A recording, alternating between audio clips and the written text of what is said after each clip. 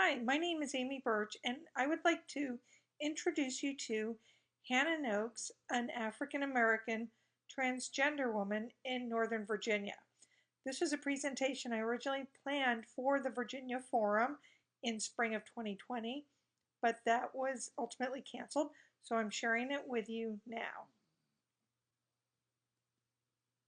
Our introduction to Hannah Nokes begins with the case of George Crawford, an African American man accused of killing two white women in Loudoun County in 1932. The Crawford case is best known today because civil rights attorney Charles Hamilton Houston used it to challenge Virginia's all-white juries. When the capital murder case went to trial in late 1933, there was extensive media interest, and the Wires, the Washington, D.C. newspapers, and the black newspapers all covered the trial at the courthouse in Leesburg. Amid the extensive coverage of the high-profile murder, the prominent all-black defense team, and the potential death penalty, at least a few reporters couldn't help but mention that one witness for the prosecution had, quote, masqueraded as a woman. This witness, identified in news reports as both Hannah Nokes and Annie Nokes, appeared in court wearing a satin dress, velvet hat, and beaded necklace, prompting the Afro-American newspaper to report that this mysterious witness had a muscular neck, closely cropped beard, and husky masculine voice.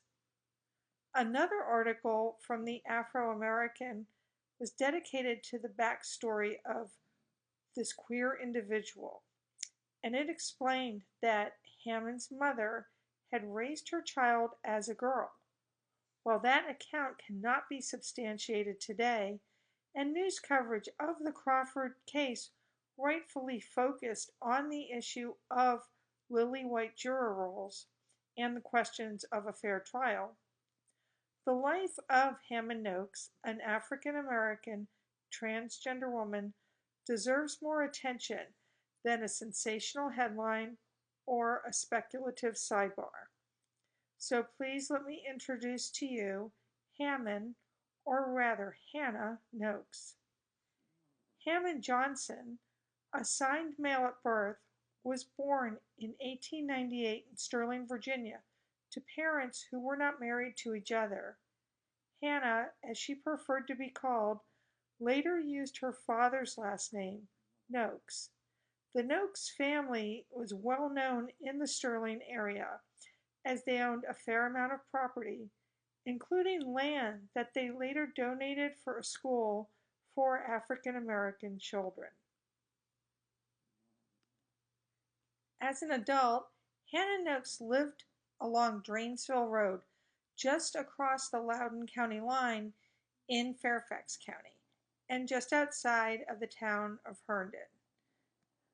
Nokes was in certain ways a woman of her time, taking in boarders, doing laundry, and working as a domestic for white families to earn a living, like many other black women in the Jim Crow South did.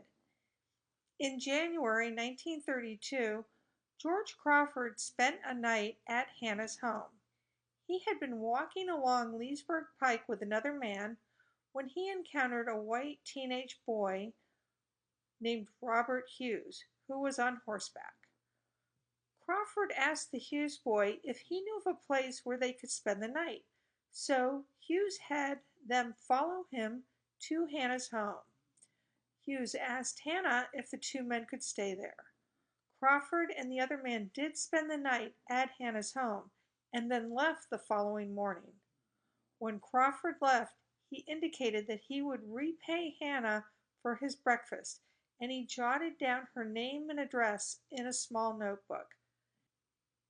A couple days later, Agnes Ilsley and her housekeeper were found murdered in Middleburg, about 25 miles west of the Nokes home.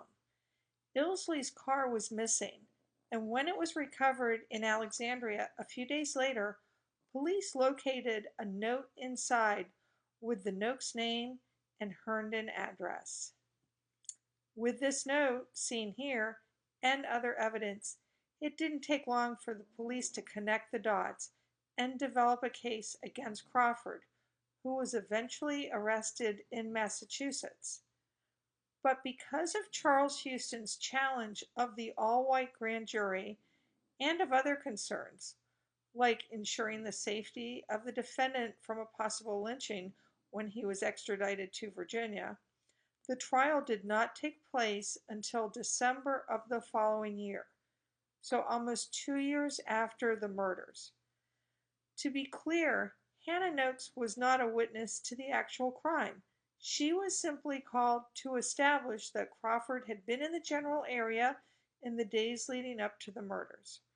Her nephew, Rostas Nokes, had also been at her house when Crawford visited, and Rostas testified that he heard Crawford ask for the address and saw him write it down in a small book. On cross-examination, Houston questioned Hannah's gender identity by asking Rostas who Hammond was to him. He asked Rostas, "Is Hammond Nokes your aunt or your uncle?" Under oath, Rostas stated, "Aunt." Houston questioned him again, "Your aunt?" And after Rostas replied yes, Houston simply said, "I see." Some of the newspaper coverage indicated that Houston had questioned Hannah on the stand and asked if she was Miss, Mrs., or Mr. Nokes. However, the trial transcript shows that Houston did not question Hannah Nokes on the stand at all. But Houston and other defenders of George Crawford, who was ultimately convicted of killing Agnes Ilsley, they made their opinions of Hannah clear. And when they questioned her credibility as a witness, they definitely considered her gender identity. Civil rights activist Martha Gruning, a former assistant secretary for the NAACP, described Nokes as a, quote, rather disreputable colored man who had been passing as a woman. Houston and his co-counsel, James Guy Tyson, had interviewed Hannah in advance of the trial, and they referred to her as, quote, this Hammond person. They also noted in their records that they considered her home to be a, quote, den for all the thieves, sissies, cutthroats, and other depraved and degraded folk of that surrounding country. But I argue that this was not the case, and that Hannah Nokes was a trusted employee who maintained close family ties. Even as it described her as a red-wigged girl boy in one article, the Afro-American stated in another article that, quote, there is no evidence throughout the county to reflect on Hammond's reputation for morality and propriety. He has, so far as is known, been a perfect lady, living above reproach, an industrious and energetic laundress and cook. Indeed, just 3 years after the Afro-American articles, a New Deal magazine promoting rural electrification wrote that she was, quote, regarded with affection and respect by her neighbors, and was noted throughout the countryside for her industry, honesty, and good nature.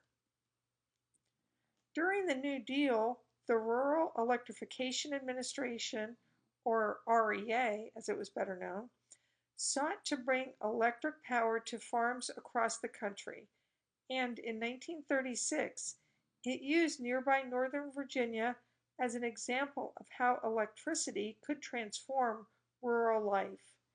The REA even electrified a farm in Sterling, just a mile or so from Drainesville Road, and this farm was to be used as a model.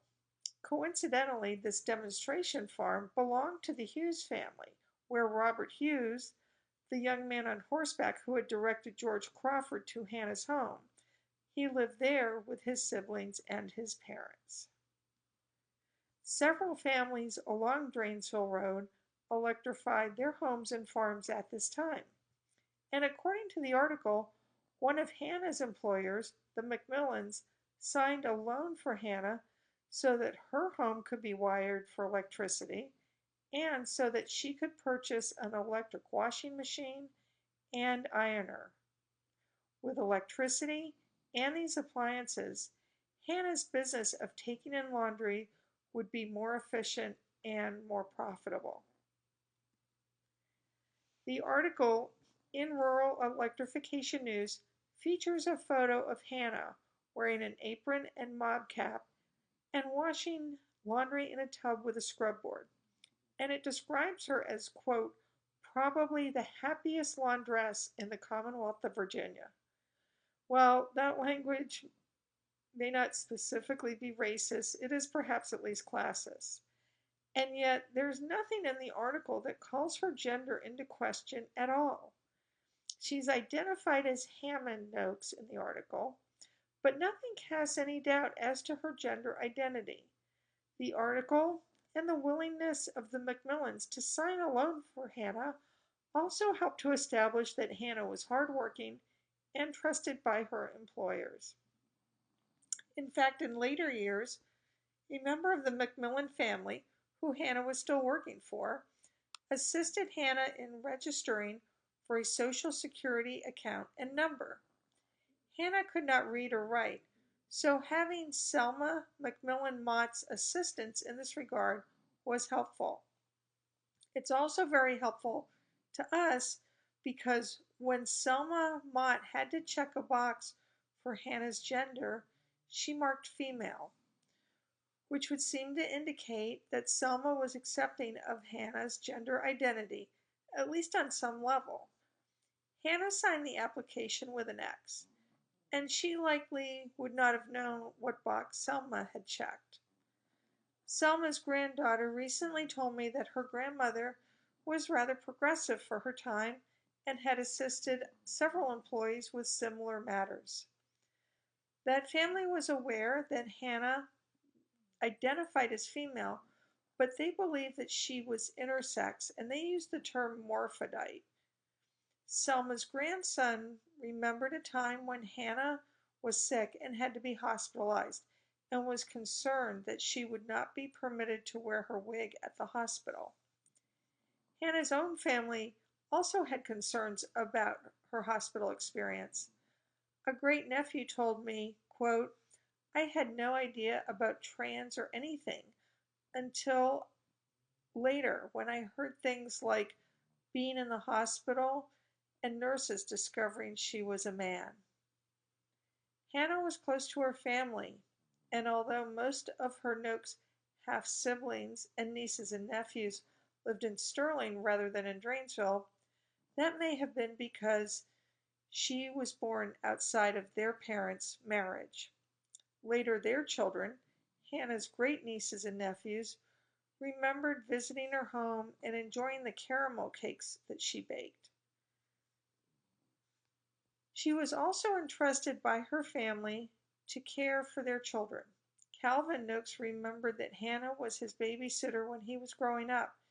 He told me that she was very kind to him and that he was blessed to have known her. In death, we see that Hannah's family did indeed accept her as Hannah. Her death certificate identified her as male, and great-nephew Calvin recalled having concerns about her funeral arrangements and whether she would be dressed in men's or women's clothing. Although the funeral announcement made it clear that the casket would not be opened at the church, there were visiting hours at the funeral home in Herndon, and Calvin told me that he was, quote, pleased to say she was dressed in a beautiful blue dress. Her obituary in the Loudoun newspaper referred to her as Miss Nokes, and she was buried among other members of the Nokes family at Tippet Hill Cemetery. Her headstone reads, Hannah Nokes. Last year, family members gathered for the rededication of the cemetery, which is now surrounded by a data center but is protected. So Hannah is remembered by her family members and descendants of the family she worked for. Her name and gender identity made national headlines during the George Crawford trial. She was featured as a working class success story in a government magazine. But the larger community has not incorporated her story into its public history efforts. Last year, the Loudoun County Heritage Commission completed an 80-page report looking at the critical role of the courthouse in Loudoun's African American history. Although it discussed the importance of the Crawford case, it never mentioned Hannah Nokes or her significance in testifying in court as a visible transgender woman. Hannah's remarkable visibility in court and in her own community deserves to be acknowledged and remembered today. Thank you.